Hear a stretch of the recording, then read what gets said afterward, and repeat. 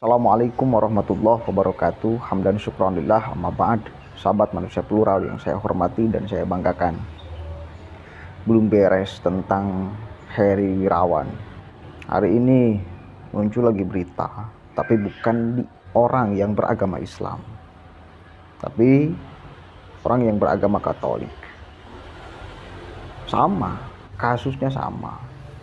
Pencabulan kepada anak didiknya, anak asuhnya, mengatasnamakan dia adalah pembina pemimpin yatim piatu.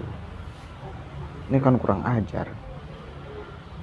Agama dijadikan kedok untuk laku jahat, laku kekerasan seksual, laku cabul. Agama yang mestinya suci untuk membuat suci orang, ini malah dipakai untuk mengotori orang. Tapi saya ingin mengatakan bahwa jangan sampai ini kemudian ditutup-tutupi oleh orang yang seagama ataupun seprofesi. Bongkar saja semuanya.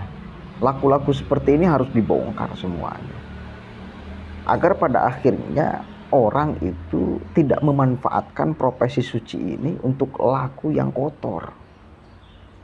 Ya bongkar saja. Ini terkesan ditutup-tutupi. Ini kejadiannya Jawa Barat lagi. Kita baca nih. Saya juga sebetulnya baru tahu kasusnya, padahal sudah di 2019. Cuma baru ngangkat hari ini. Nih kita baca ya. Dari kompas.com. Sempat lolos dari jerat hukum monster cabul Bruder Angelo, akhirnya dituntut 14 tahun penjara. Biarawan gereja sekaligus pengasuh panti Lukas Luki Ngalngola alias Bruder akhirnya dituntut 14 tahun penjara oleh jaksa penuntut umum dalam kasus kekerasan seksual terhadap anak-anak di panti asuhan di Depok, Jawa Barat. Bayangkan, di panti asuhan, bos. Sungguh bejat dan biadab nih orang ya. Jaksa penuntut umum menuntut hukuman penjara kepada Angelo selama 14 tahun dan denda 100 juta. Terdakwa secara sah terbukti melanggar ketentuan pasal 81 ayat 2 Undang-Undang lah.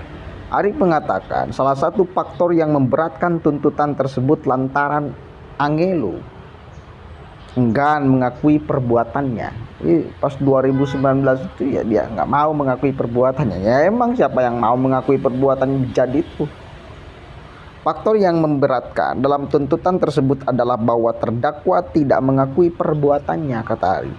Selain tidak mengakui perbuatannya bejatnya, fakta bahwa Angelo merupakan seorang pimpinan dan pengasuh panti asuhan juga turut menjadi faktor pemberat.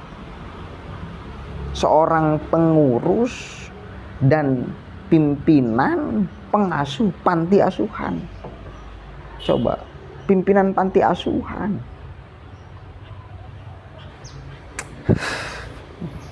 Jadi saya ingin menerangkan lagi bahwa ini bukan kita menyerang agama, bukan.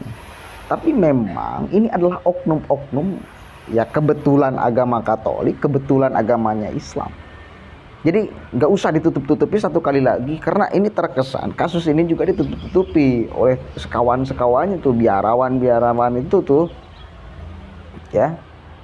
Terus sempat membuat artikel, membuat tulisan di koran bahwa yang mengagung-agungkan si Angelo ini hingga pada akhirnya di take down, bahwa dia katanya yang paling sayang kepada anak yatim. Faktanya mencabuli anak yatim, kan kurang ajar ini. Jadi menurut undang-undang ada hal yang memberatkan karena dia pengasuh pendidik rohaniawan, jadi bisa diperberat. Tapi karena sudah dituntut 14 tahun, kami rasa sudah cukup. Harusnya seperti ini hukum mati saja, karena enggak banget sih. Ini bukan manusia lagi ini monster berwujud manusia. dan ini harus di bumi hanguskan, bukan manusia kok. Kalau yang sudah seperti ini tuh. Mengutip The Jakarta Post, nah kita baca kronologis dari awalnya ya. Mulanya seorang anak asuh bernama Joni, bukan nama sebenarnya, mengaku dicabuli oleh Angelo pada 9 September 2019 lewat tengah malam. Jadi awal kasusnya nih kita baca rangkaian ceritanya ya, 2019. Pada saat itu ia tiba-tiba terbangun setelah merasakan perasaan yang tidak enak di area kemaluannya.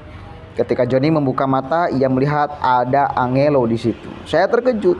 Saya memasang celana saya kembali dan mengejarnya menuruni anak tangga, beber Joni.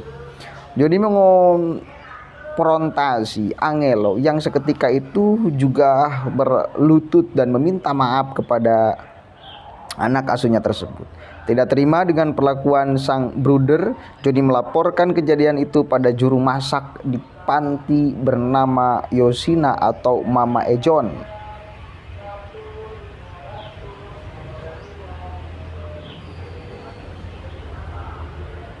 Mama menyuruh saya untuk lapor ke polisi, tuturnya. Pencabulan ini sebenarnya bukan yang pertama kali terjadi. Sebelum Joni banyak korban lain yang tidak berani untuk buka suara. Jadi korbannya bukan hanya satu, banyak korbannya sudah.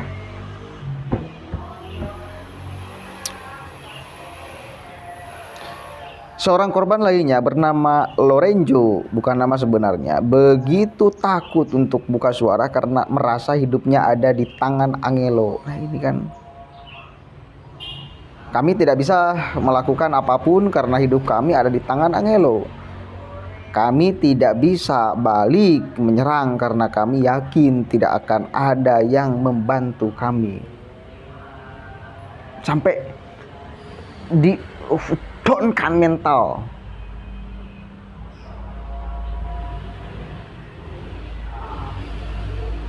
Enggak berdaya.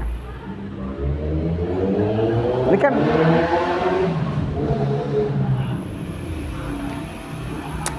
apa saya harus nyebutnya ini?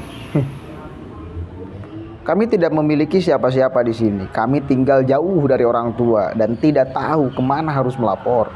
Kami juga tidak tahu apa yang akan terjadi pada kami jika Angelo dilaporkan ibunya. Pada 13 September 2019, Angelo dilaporkan ke polisi oleh para terduga korban pelecehan. Pria tersebut kemudian ditahan. Namun Angelo hanya mendekam dalam penjara selama 3 bulan karena polisi tidak mampu melengkapi berkas pemeriksaan dan melanjutkan kasus tersebut ke tingkat pengadilan. Menurut polisi, sulit untuk menghimpun barang bukti dan keterangan dari anak-anak korban pencabulan karena mereka sudah terpencar. Panti asuhan di mana-mana mereka tinggal dibubarkan ketika Angelo ditangkap.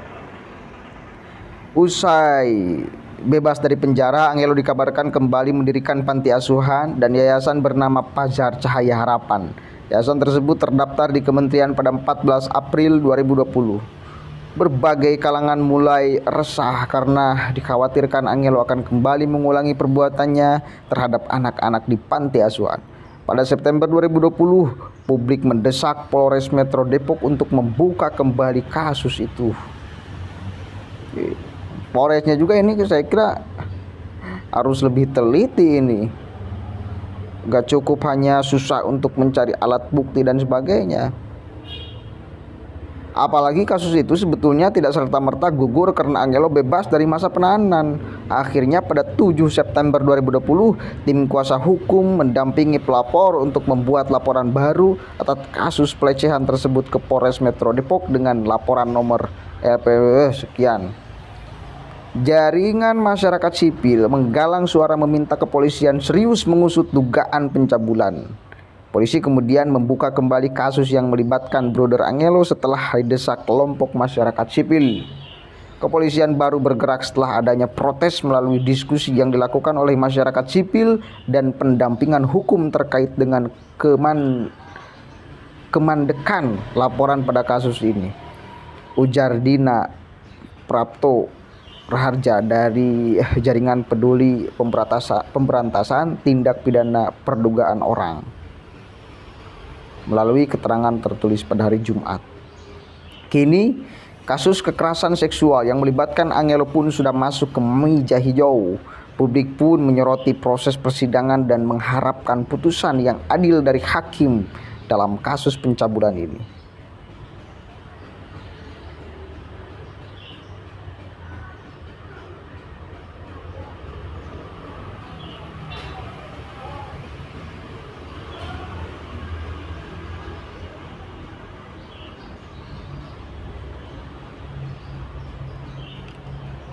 Itu serangkaian cerita dari awal dulu 2019 sampai hari ini benar-benar ditetapkan sebagai tersangka dan akan dikurung selama 14 tahun. Satu kali lagi, ini saya perlu kabarkan. Jadi ini bukan masalah agamanya, bukan. Dan saya tidak menyerang agamanya, bukan.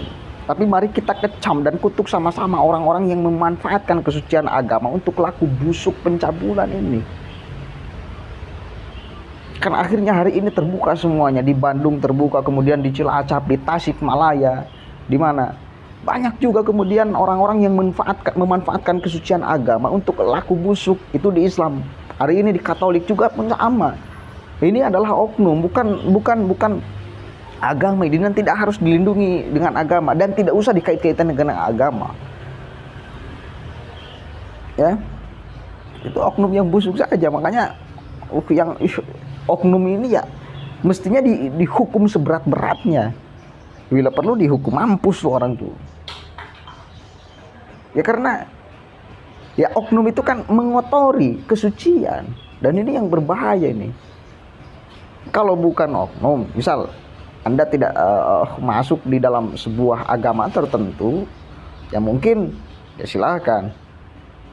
Perorangan yang memang Anda sudah bejat dari awal, itu. Tapi ketika akhirnya sekarang dia seorang pimpinan yayasan yatim piatu di bawah kesucian naungan agama, ini kan